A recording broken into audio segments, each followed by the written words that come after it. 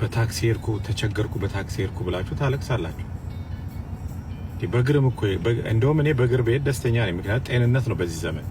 ታክሲማ ትልቅ ነገር ነው። በእግር ብሄድ እኔ ጤንነት ነው። ዌይት ሉዝ አደርጋለሁ። ኮሌስትሮል ምናምን የለም፣ ስኳር ምን ደም ግፊት ምናምን ያለባችሁ በእግር ሂዱ። ጤንነት ነው በእግር መሄድ። እንደገና ደግሞ አትዋሹ። እንደዚህ ያለኝ የሌላችሁን ነገር አለኝ ብላችሁ አትዋሹ። ምክንያቱም ከዋሻችሁ በኋላ ወደ እውነት ለማምጣት ከባድ ስለሆነ እውነት መናገር ጥሩ ነው። ከሌለ የለም፣ ካለ አለ። በቃ ቢኖርም ለራስ ነው፣ ብታጣም ለራስ።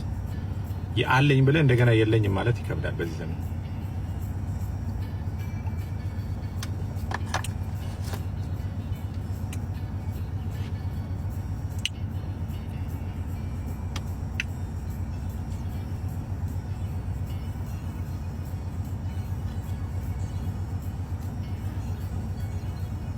ቲጂ ይቅርታ ብለሃለች። እኔ ምን ይቅርታ አለችኝ አላለችኝ ለኔ ምንም የፈጥረው ነገር የለም። እኔ በእግዚአብሔር ይቅር የተባልኩ ሰው ነኝ። እሷ ይቅርታ አለችኝ አላለችኝ። እኔ ሐሳብ ነው የሰጠሁት። የዛኔ የሰው አይን ከማየት የሰው ፊት ከማየት የሰው እጅ ከማየት ለምሳሌ ትርፍ ሞባይል አለ። ይሄን ትርፍ ሞባይል ቸግሮኝ ከሆነ ብሸጠው እና ትሸጨው ብጠቀምበት that's the best። እኔ እንደ ሐሳብ ነው ላሰራ ያልኩት እንጂ ሌላ ነገር አይደለም።